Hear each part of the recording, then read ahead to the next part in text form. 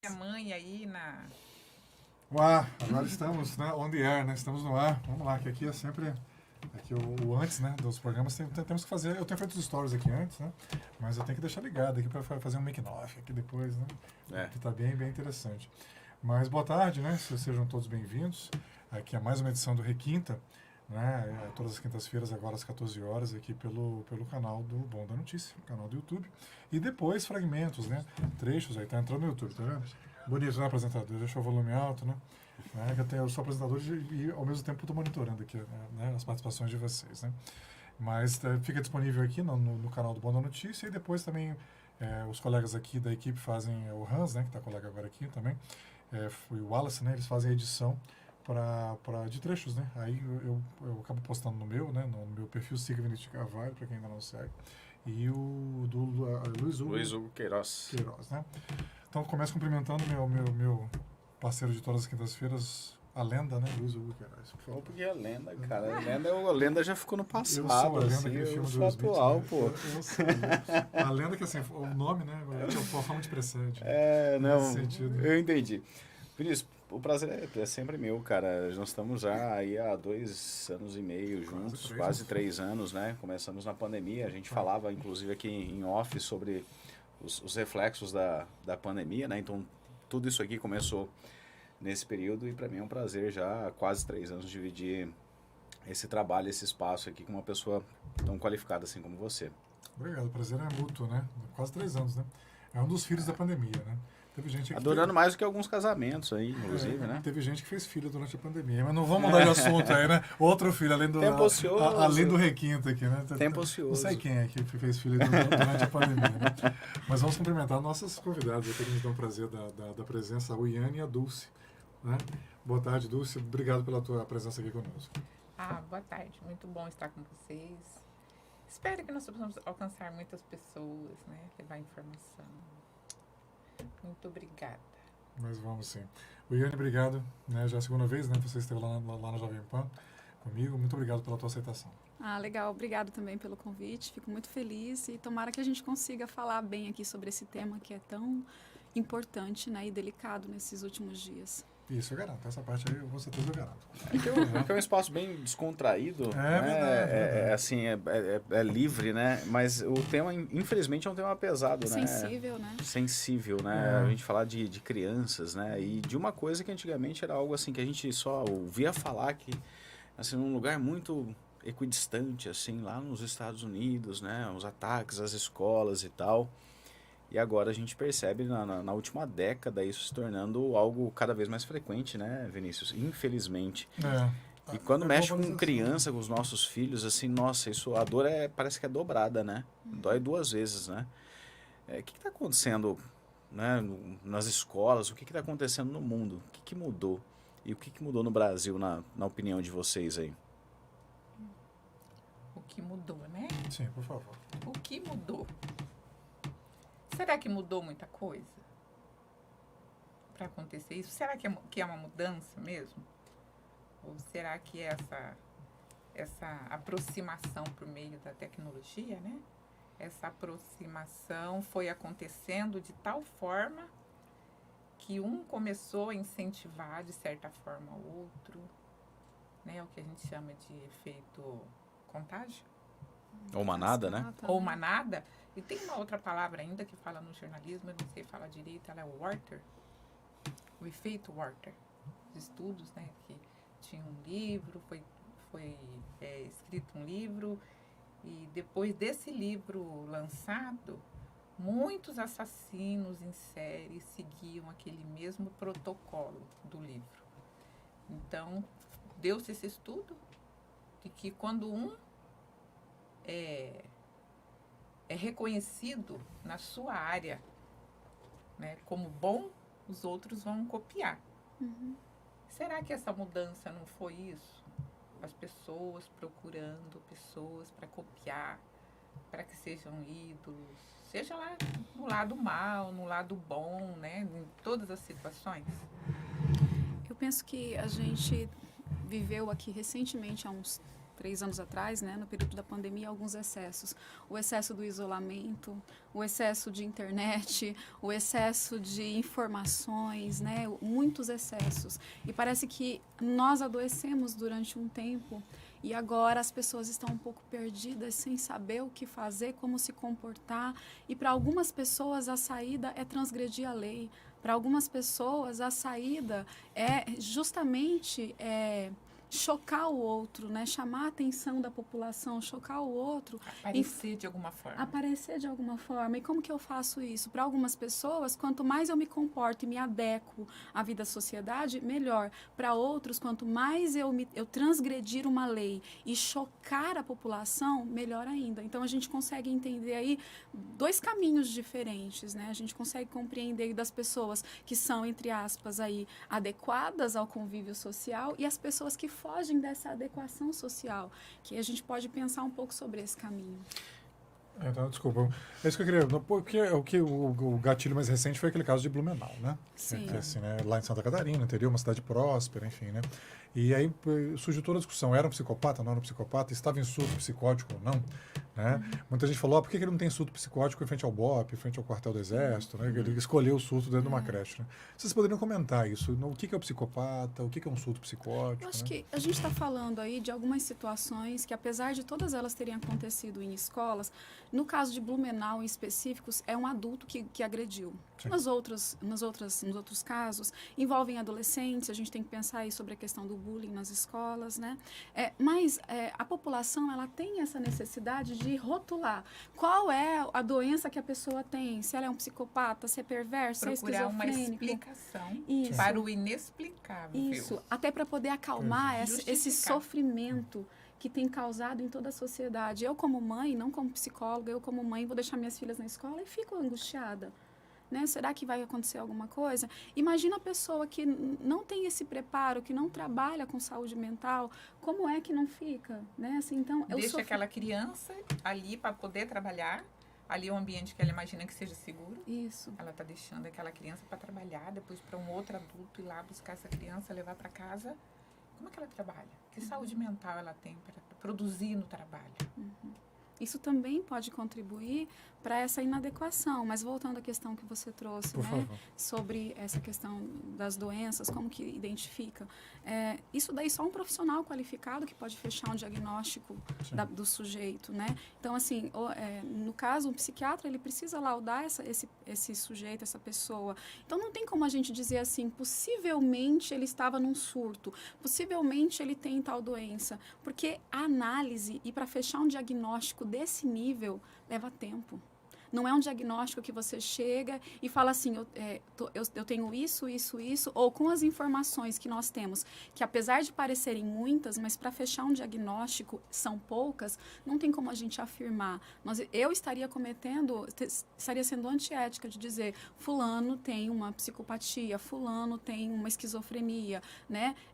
Como hoje cedo, não sei se vocês viram, em Alta Floresta, um doente mental, eu acho, ele quis entrar na escola, aí todo mundo ficou meio apavorado, já pensando que era um ataque, e na verdade não era, ele só era uma pessoa que estava em surto, e parece que depois, eu não sei como é que ficou os desdobramentos, né, dessa situação. Nem todas as pessoas que têm transtorno mental vão em algum momento matar alguém. Isso que eu quero perguntar para vocês também, não tem um pouco de histeria coletiva também, de assim, a vida é difícil, né? O Renato Russo já ensinava. Viver é difícil, né? Assim, segurança absoluta ninguém tem em lugar nenhum, né? Tô deixando aqui nós estamos totalmente seguros, né? Tem sempre problemas, né? Não é uma tentativa de querer super proteger as crianças também, da parte dos pais? Como é que vocês veem isso? Poderia ser, né? Poderia ser uma tentativa de proteger. Mas como não proteger diante de agora que todas as notícias aparecem, estão todos apavorados, todos assustados? Como que uma mãe vai deixar a criança na escola, sair super tranquila, sem saber o que vai acontecer? A histeria coletiva também é uma contaminação dos humores, né? Sim. É uma contaminação. Como deixar essas crianças na escola e ficar tranquilo? Então, porque olha só, na rua ninguém anda mais também, né? Nossa geração ainda pegou isso de brincar na rua, Sim. né? Acabou, hoje é muito raro criança brincar na rua. Na periferia ainda tem, agora nos bairros mais centrais não tem. Escola acabou, daqui a pouco vai se trancar dentro de um quarto. Mas E quando aí? você se refere a essas crianças na periferia, crianças brincando na rua e alguém passa e vê, não dá uma sensação que é uma criança vulnerável? Cadê o pai dessa criança, Cadê né? o A pai primeira dessa pergunta que as pessoas criança? geralmente fazem, né? Nossa, deixar essas crianças sozinhas? Vamos chamar conselho tutelar. É porque mudou-se, né, a forma da cultura, o entendimento de como que é Criança agora, né? fechada, criança protegida. E nós estamos numa Exato. era... Será que isso está certo? É eis o questionamento. Né? Por favor, desculpa. Nós estamos não, tudo bem. Nós estamos numa era aí da informação, do excesso de informação. Então, vai ter histeria coletiva, sim. As pessoas vão ficar desesperadas. Um boato, algo que aconteceu vai virar daqui a pouco algo muito maior do que realmente aconteceu. Porque vai passando, é o telefone sem fio, né? É o efeito que acontece na sociedade. As pessoas não estão preparadas para aquela informação.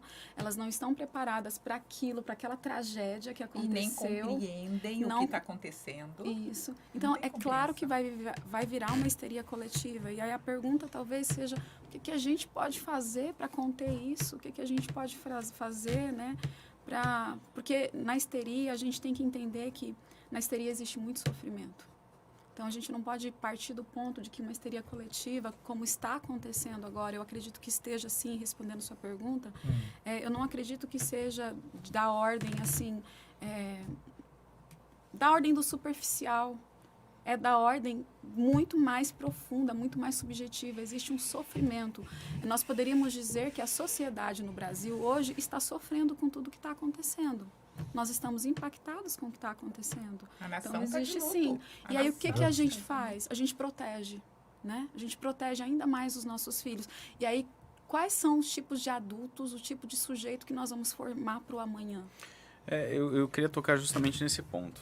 Que bom que você concluiu com esse fechamento, porque os meus filhos estudaram durante um bom período em escola Waldorf. E o Rudolf Steiner sempre trabalhou dentro da antroposofia. Rapaz, difícil, rapaz. Eu treinei para falar isso aqui. Mas a filosofia de Rudolf Steiner é justamente esse trabalho do ser como um todo, né? Da formação de seres humanos, né?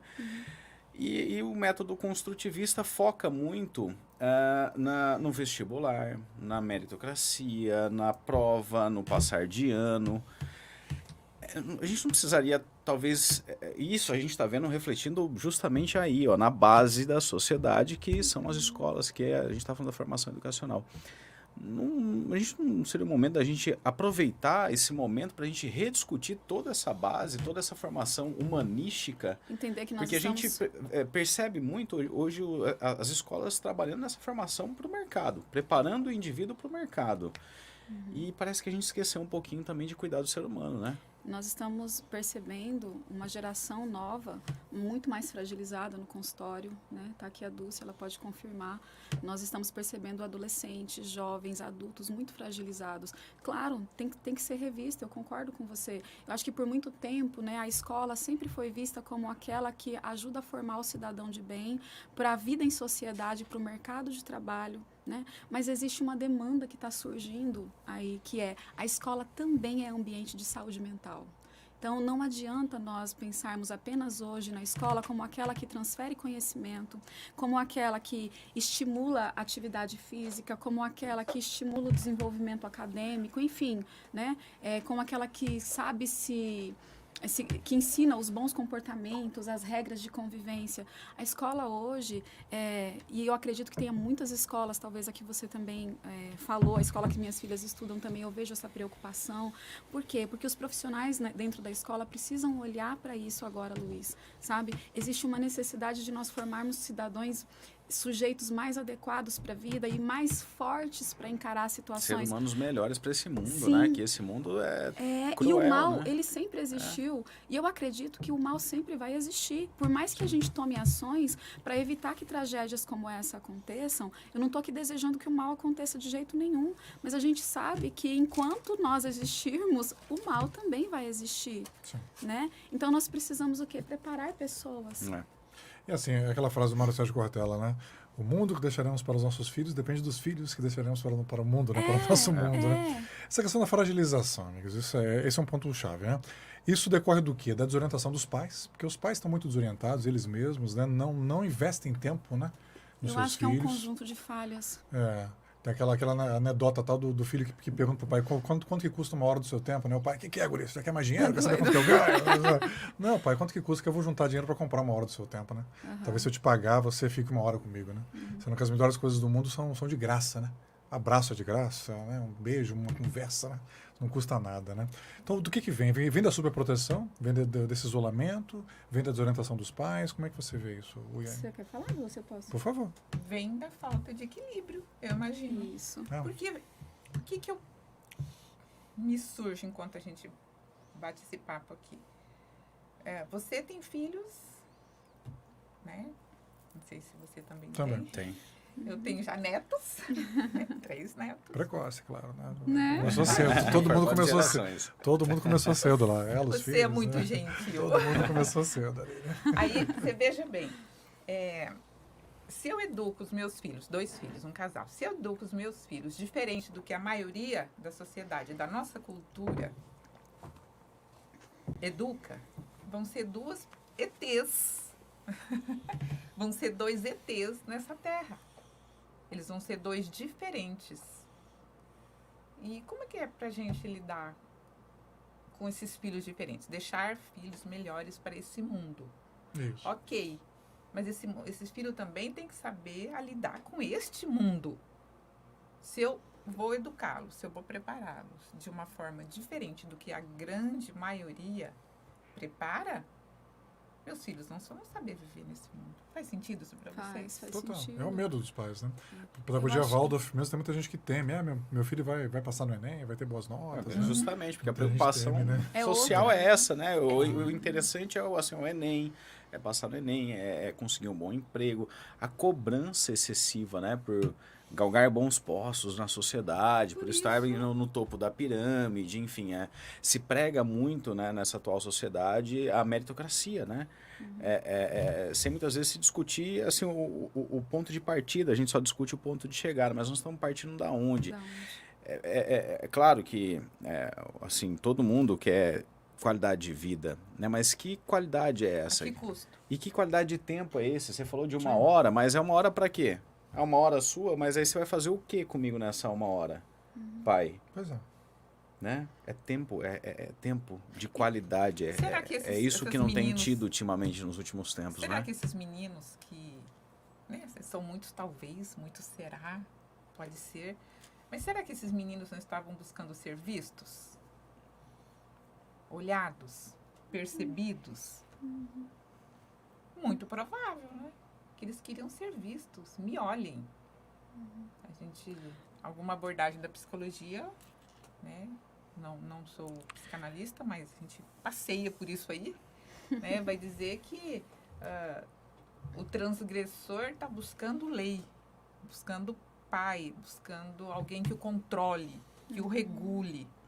Está testando os limites, né? Está testando os limites para que alguém coloque ele que o vença. O adolescente, ele cria embates com o pai, com a mãe, ele revisa toda a sua vida, destrói aquela imagem de pai superpoderoso, pai perfeito, e vai destruindo, vai passando por um luto, um sofrimento, e ele faz embates com a família, mas ele não quer vencer a família. Ele não quer vencer essa luta, ele quer ser vencido. O adolescente em uma guerra com os pais, ele quer ser vencido.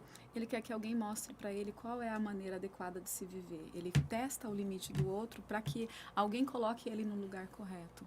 né? Então, eu achei interessante a palavra que você usou, equilíbrio, né? E quando você falou da família, sim, porque eu penso assim, que é uma questão de equilíbrio, sim, mas é uma questão também de falha em diversos aspectos. Quando a gente pensa numa situação dessa, a gente pensa assim, gente, será que foi a família que falhou? E a gente não pode pensar que é apenas a família. Nós temos diversas instituições que estão falhando na construção do sujeito. Acho que é importante frisar isso com tudo que está acontecendo, porque a responsabilidade é da família até uma certa idade. Mas e como que é a escola? Como que é a criação dos amigos que meu filho se relaciona? Como que é a relação dele na igreja, nos lugares sociais que ele frequenta? Quem são os pais dos meus amigos? Como é que a gente pode criar uma rede de proteção para os nossos filhos? Porque a gente tem o costume, Luiz... E aí é superproteção?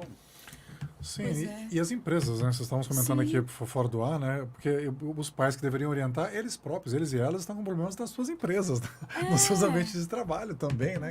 A gente tem o costume de só olhar para o umbigo da família, quando na verdade existe uma rede de coisas acontecendo, outras variáveis, que eu acho que a sociedade precisa enxergar isso com um olhar muito mais crítico. Existe uma falha gigantesca acontecendo. Sempre existiu, sempre vai existir, mas nesse momento talvez a solução para tudo que está acontecendo é rever muita coisa, é rever a cultura da barbárie. É rever muita coisa. Espreme que sai sangue, nós jornalistas aqui, né, Vinícius? Da temos um papel nisso também, né? Total. O que vende é sexo e violência, né? Infelizmente, o que vende é sexo e violência. O que vende é desgraça. Muita gente bateu zangada comigo semana passada, não tem relação nenhuma. Mas eu vejo relação entre... Existe um culto da violência, né? Estamos numa sociedade que idolatra a violência, né? Vingadores, Velozes e Furiosos, né? Jogos, pega os jogos eletrônicos, né? E são jogos legais, são filmes top, a gente não vai dizer que não é. Para você passar de fase, você tem que matar não sei quantos, tem que roubar um carro legal. E por aí vai, né? Então, será que a gente não percebe que nós estamos estimulando isso? Não é só a família, às vezes a gente encontra até uma família muito ajustada. E aí a gente vê assim, mas o que está acontecendo com esse adolescente? Porque a família se apresenta no consultório como um ajuste excelente.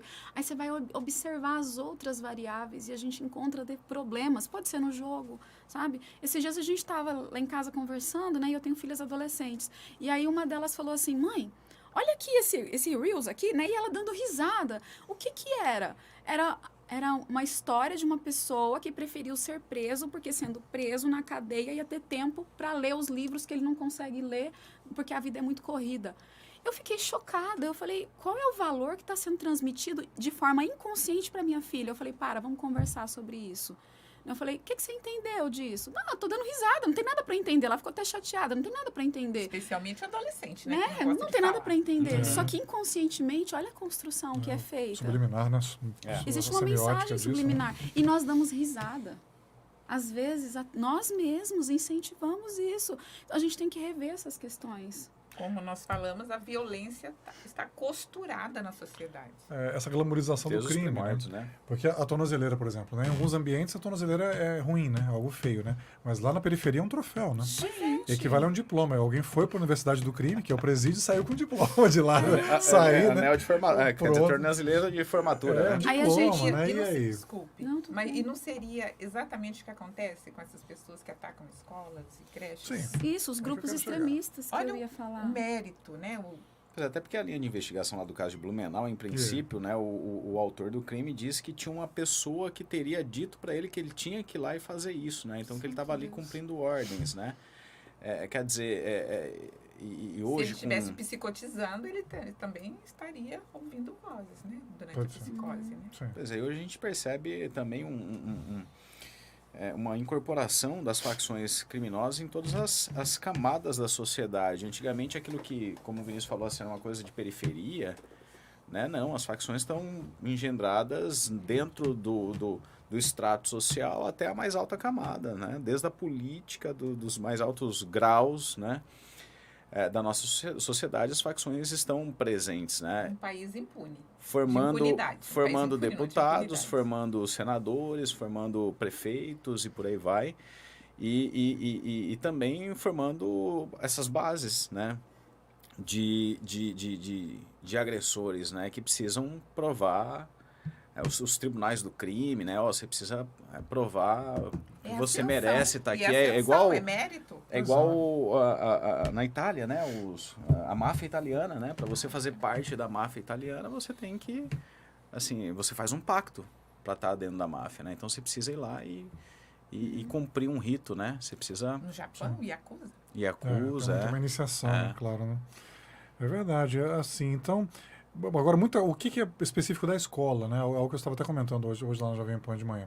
O atendimento psicológico, né? Porque alguém comentou, parece que um menino de 10 anos deu um problema ontem.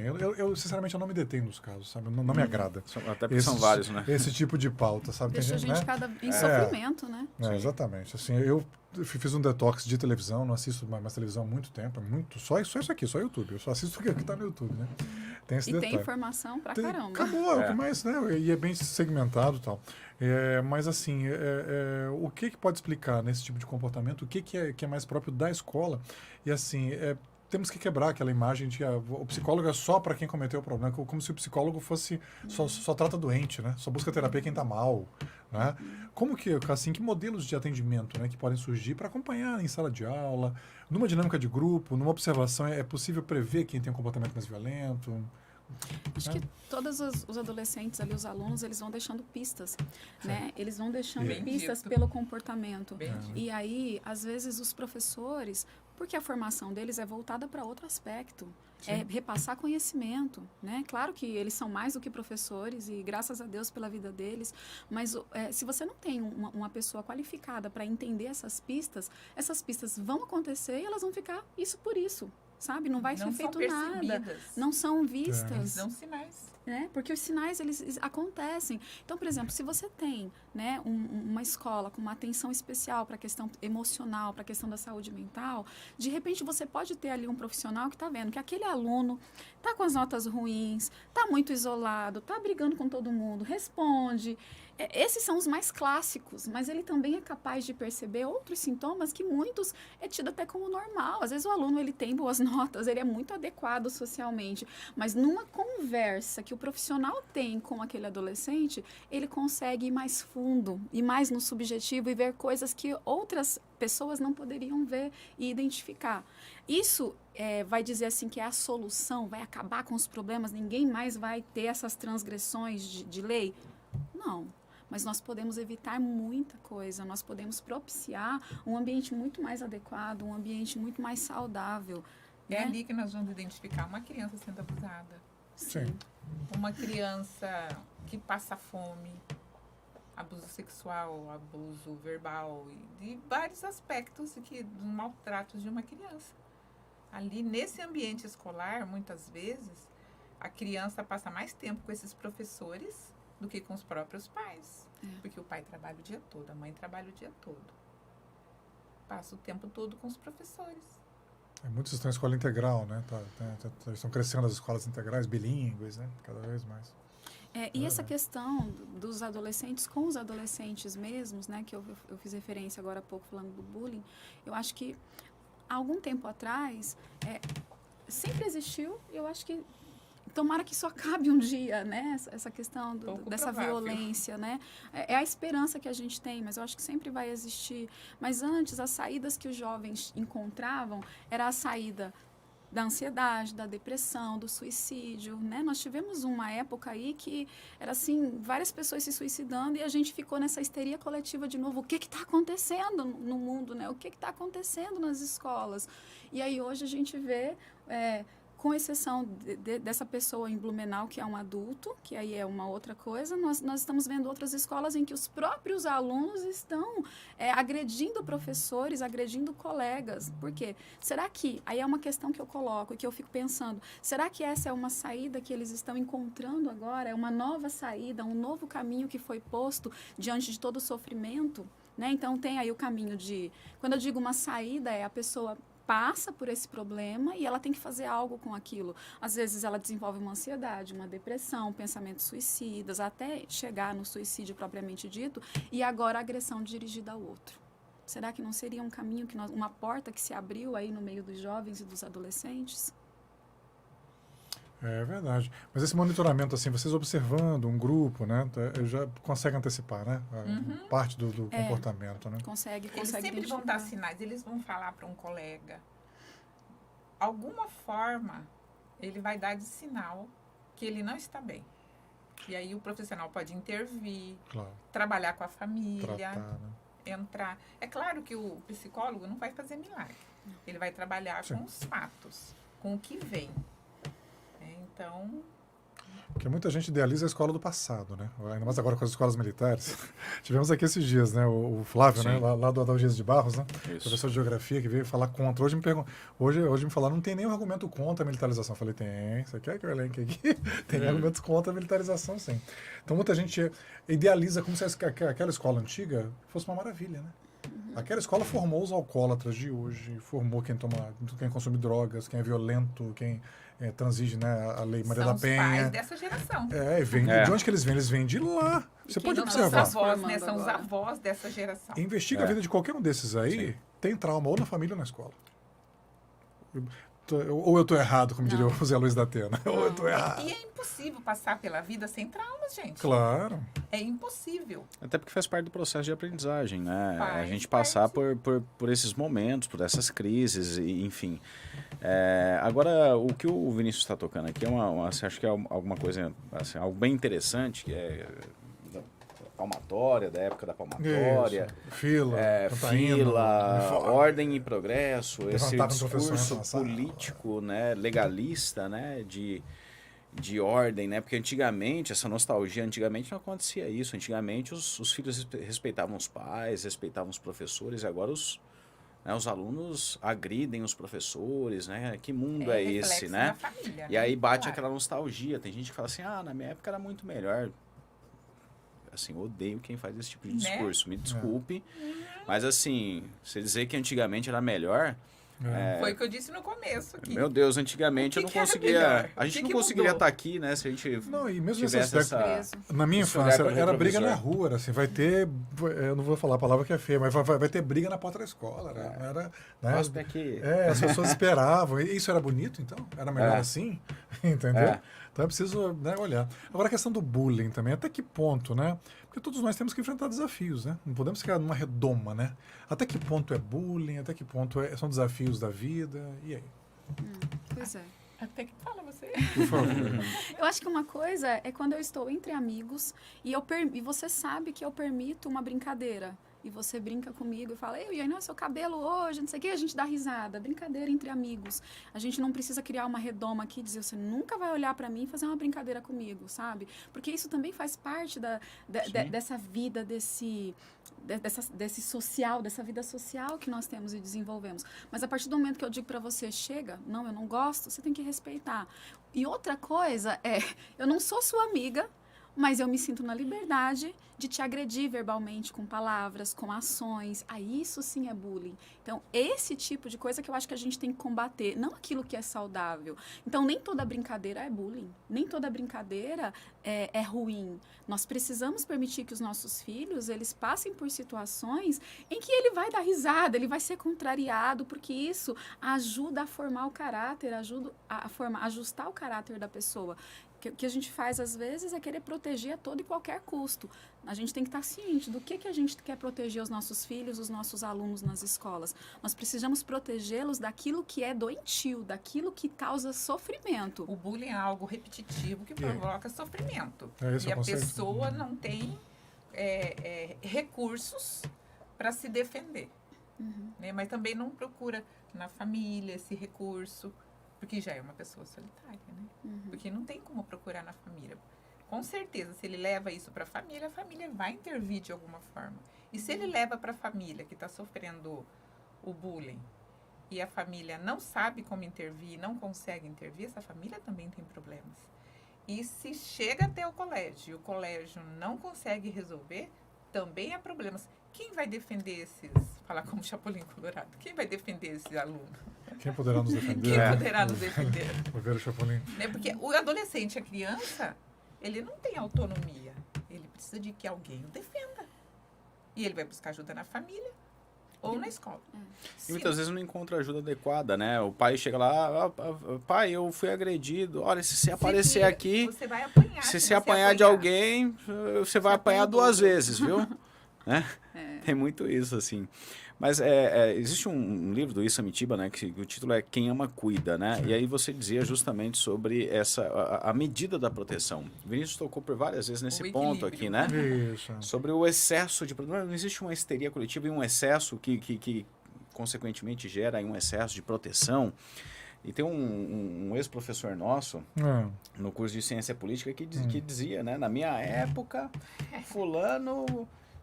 chamava o outro, era isso, o outro tinha apelido de não sei o quê, e agora essa geração é extremamente sensível, né? É um saudosista desses, amigo nosso pois aí. Colega nosso, inclusive. Colega nosso, inclusive. E aí, a sociedade está realmente extremamente sensível e sensibilizada, talvez pelas novas tecnologias, pelos canais de comunicação que expõem isso e que exploram isso, coisas que estavam antes ocultas, né? Num nível...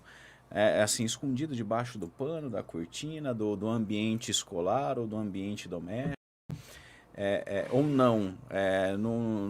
Na verdade, isso sempre existiu mesmo e só está sendo mostrado. A única coisa que mudou é o nível de exposição.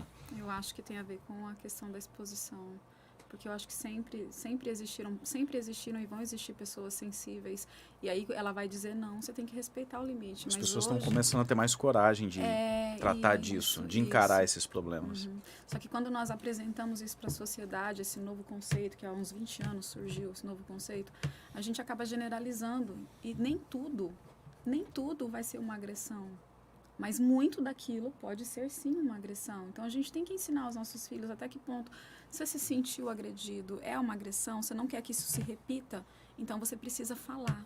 Você precisa usar a palavra. A gente precisa ensinar os nossos filhos a se defenderem por meio do diálogo, da palavra. Aquilo que te ofende, aquilo que você não gosta, você não precisa engolir. Quem vai engolindo demais, uma hora, vomita, né? Vai explodir, não aguenta. Então, aí nós formamos adultos fragilizados, sensíveis ao extremo. Não é que é um direito da pessoa ser sensível. A gente não pode nem tirar esse direito da pessoa. Claro. Quem é sensível é sensível e ponto. Se você é mais forte, ponto também. É um direito Bom seu pra ser você. forte. Isso, bom pra você. Que aquela escola antiga tinha que mudar, né? Que as pessoas idealizam, mas esqueciam que eram escolas extremamente machistas, racistas, excludentes. Mas assim, nem 8 trote. nem 80. Você pega a prática do trote, né? Que hoje praticamente está em desuso nas universidades. Eu ainda peguei quando eu entrei em administração, em 94, tem quase 30 anos, né? Ainda tinha o trote, né? Hoje é muito raro, hoje é trote cidadão, né? No máximo pinta, né? Coleta alimentos, ali, dinheiro. Pessoas havia trotes foram mortas violentos. durante trotes. Pois é. Sim. E era uma prática aceita, assim, né? A própria palavra vestibular vem disso, né? Que lá nos mosteiros, lá da Idade Média, tinha um quartinho chamado vestíbulo, né? Em que os iniciantes, né? Eram submetidos a tratamentos pesados, né? Aí, quem passava pelo vestíbulo não era o vestibulando, né? Era a prova vestibular. No nome da Rosa aborda bem isso, né? Do Humberto Eco, né? Nossa, eu amo do livro e do filme. Esse filme não percebe. Pois é. Era o nome de uma salinha chamada vestíbulo. Então, o teste que se aplicava ali era o teste vestibular, né? Então, daí veio a expressão vestibular, né? E, ou seja, até que ponto, né? Nós saímos de um extremo, nós estamos indo para outro extremo, né? Não temos que achar um ponto de equilíbrio novamente. Mas toda mudança, ela faz esse extremo. Mas se você perceber, já tem alguns movimentos trazendo para o equilíbrio. Ótimo.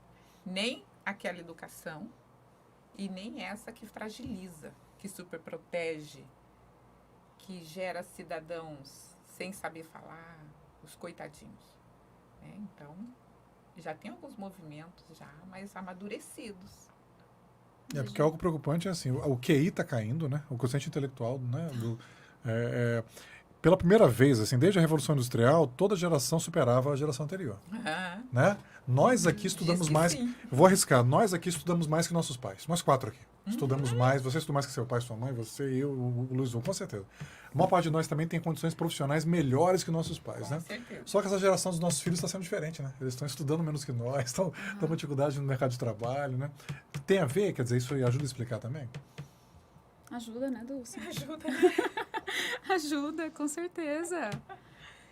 É que o mundo mudou muito nos últimos 30 e poucos anos, né? Com o neoliberalismo, a globalização, né? Com essa mudança das relações de consumo, né? De trabalho, de produção. Então, né? Eu que sou aqui a pessoa mais experiente sábia. Quem sabe sim, quem sabe não. Eu tive um coordenador de curso, o Luiz Guilherme de Araújo. Se ele pudesse estar assistindo. Gosto demais do trabalho dele. Coordenador de uma Vou mandar o link para instituição. ele, você não seja por isso, cadê o perfil dele? E Vamos ele resolver. falou assim para mim, Dulce, eu me graduei com mais idade. E ele falou assim, Dulce, você passou pela vida atenta. Você não passou desapercebido pela sua vida. Por isso, hoje, quando você começar a atuar como psicóloga, você leva muita coisa na sua bagagem. Então, talvez esses próprios pais que você se referiu, que nós estudamos mais e tudo, os que passaram atentos pela vida, hoje conseguem conversar com você,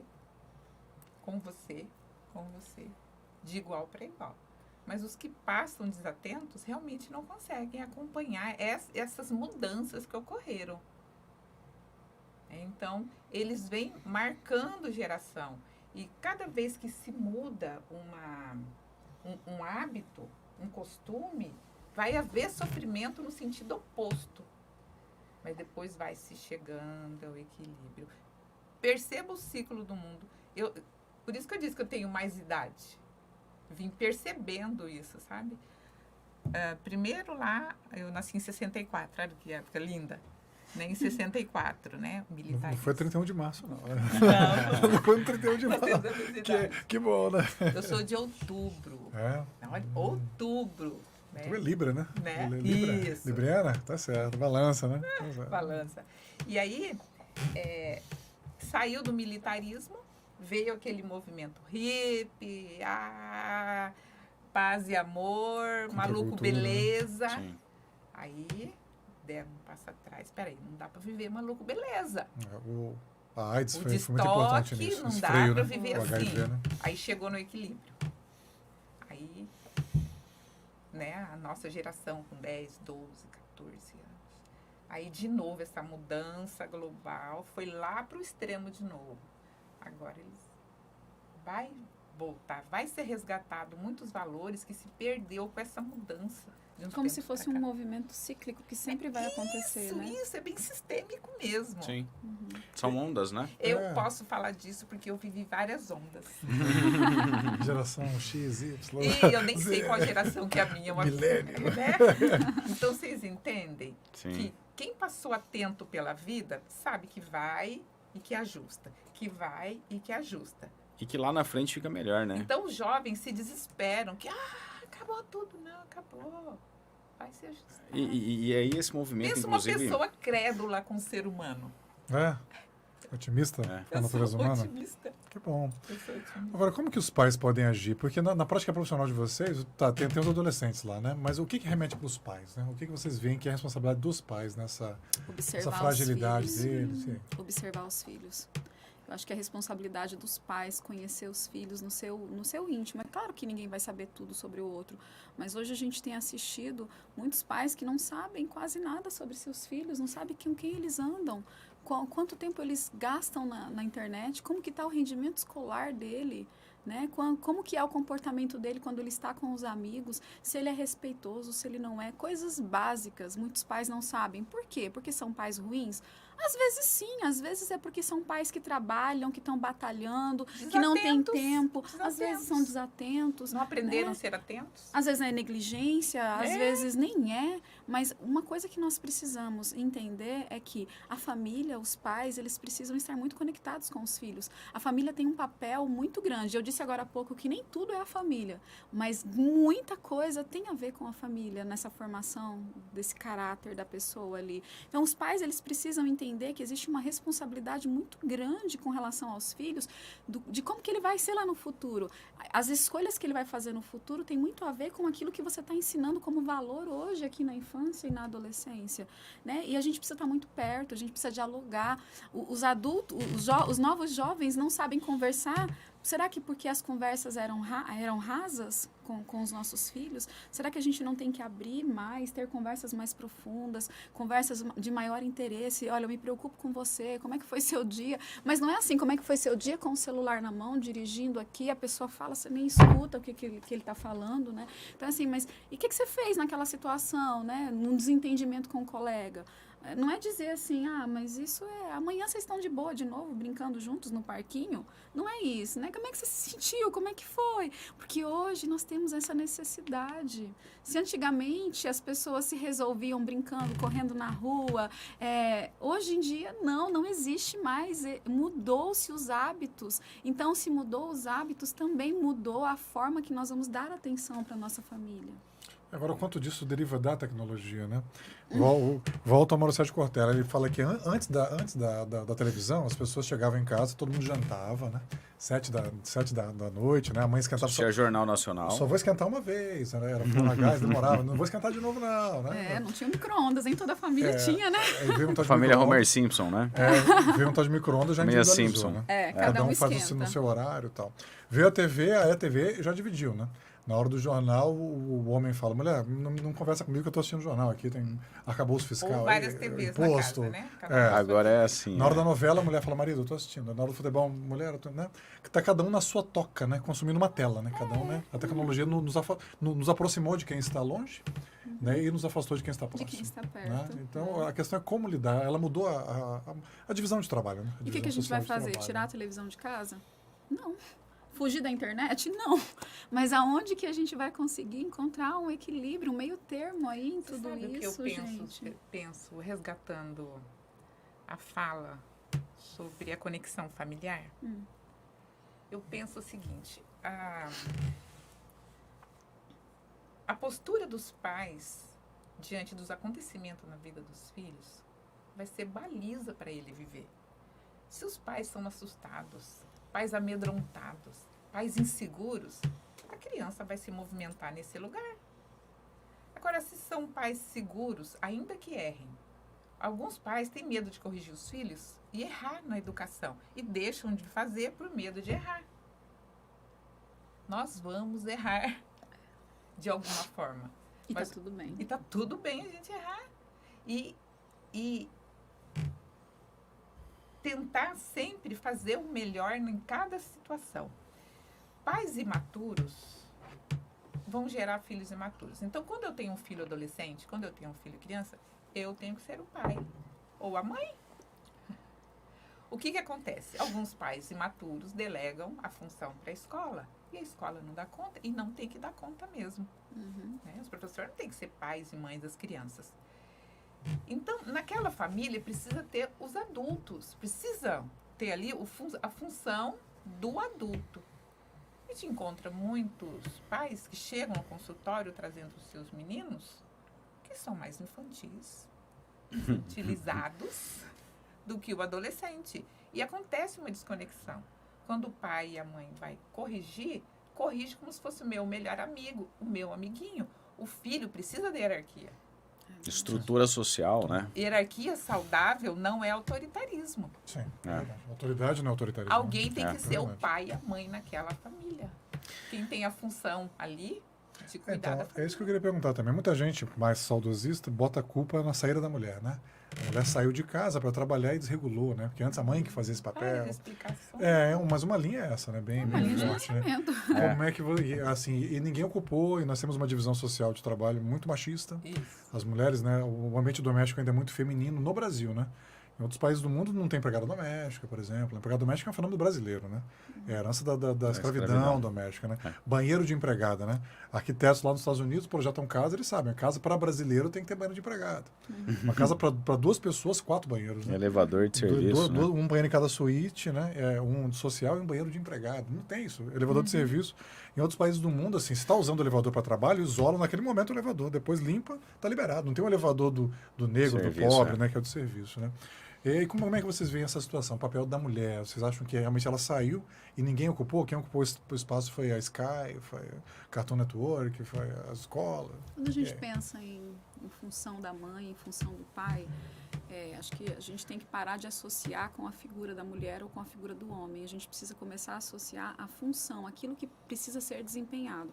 Se na família X houve necessidade da mãe sair para trabalhar, essa família, esse pai, essa mãe, que são os adultos na família, eles precisam se coordenar e conversar para entender que existem responsabilidades que agora são divididas. Por quê? Porque a mãe precisou sair para o mercado de de trabalho. Não é mais agora sobre o que é da mulher e o que é do homem, mas aquilo que é do responsável. Porque a gente tem que evoluir para além daquilo que é mãe e pai, né? Isso é função da mãe, isso é função do pai. Não, a gente Aquela tem que história evoluir. assim do marido que fala pra mulher, eu vou te ajudar a lavar a louça, né? Não, você não vai ajudar, você vai fazer a sua parte, Você só vai isso. fazer a sua parte. É. É isso que nós temos agora, né? Nós temos uma família com uma nova estrutura, um novo funcionamento por conta, enfim, de tudo que tem acontecido. Vai mudando, a gente vai se adaptando. E como que os filhos não vão mudar se a família está mudando?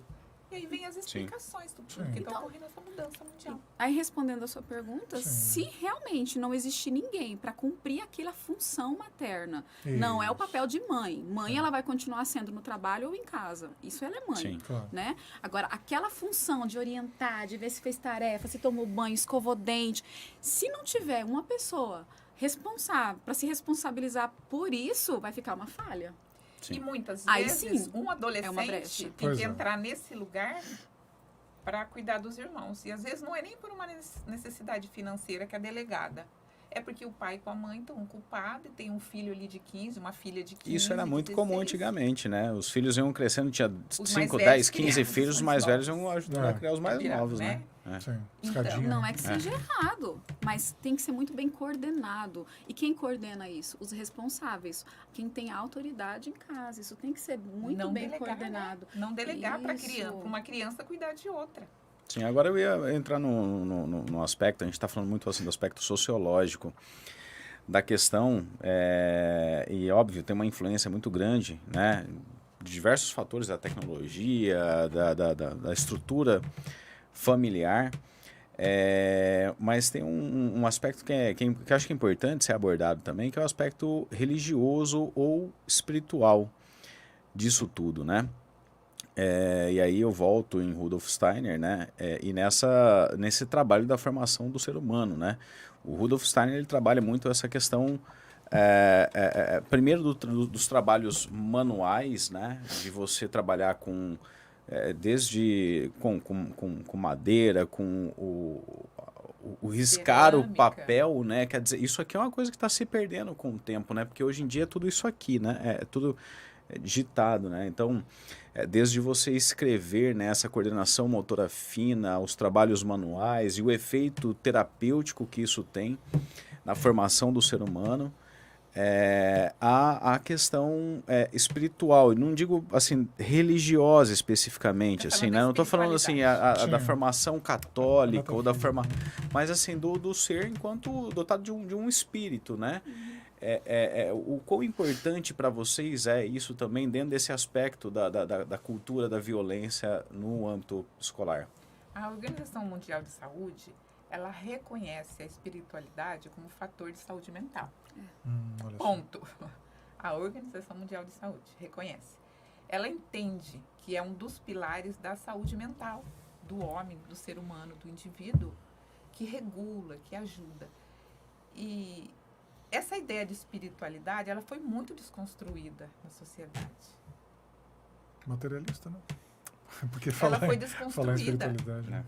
É porque a gente acaba associando espiritualidade A com a religiosidade. Sim. E não é disso que se trata. Quando a gente pensa sobre espiritualidade pelo viés da psicologia, a gente está pensando a fé que aquela pessoa carrega. Então a gente não pode dizer apenas assim, o Luiz, o Vinícius, a Dulce, a Iane, são pessoas apenas psicológicos, físicos. Não, eles são seres espirituais também. Por quê? Porque eles acreditam em alguma coisa.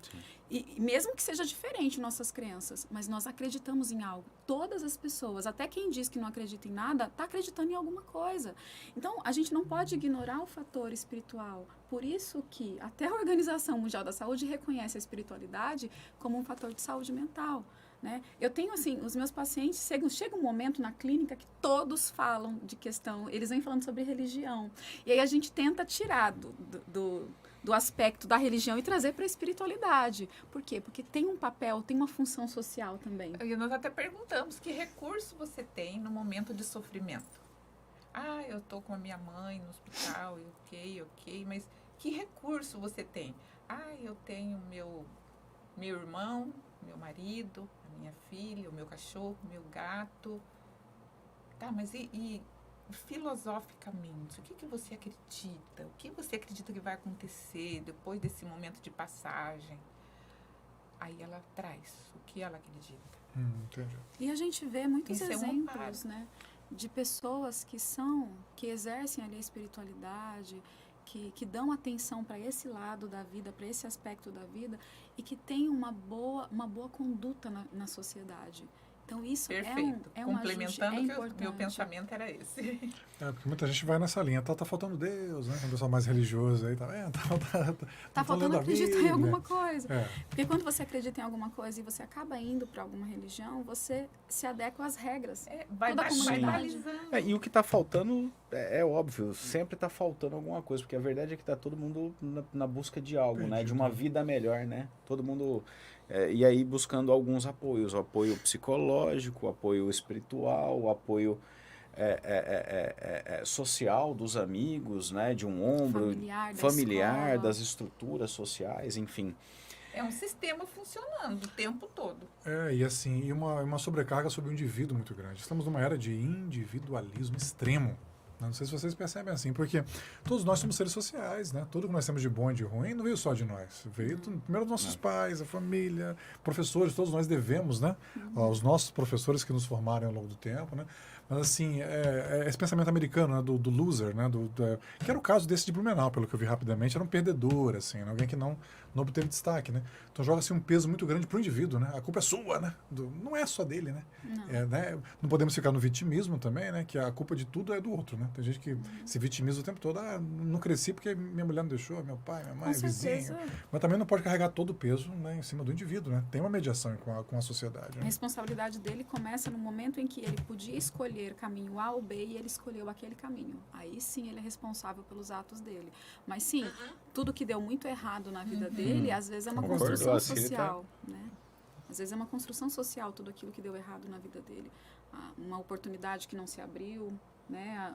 Não teve o mesmo estudo que outra pessoa teve, enfim, sei lá, não teve a sorte de nascer numa família ajustada. Não sei da história dele, tá, gente? Não estou dizendo aqui que seja isso ou não.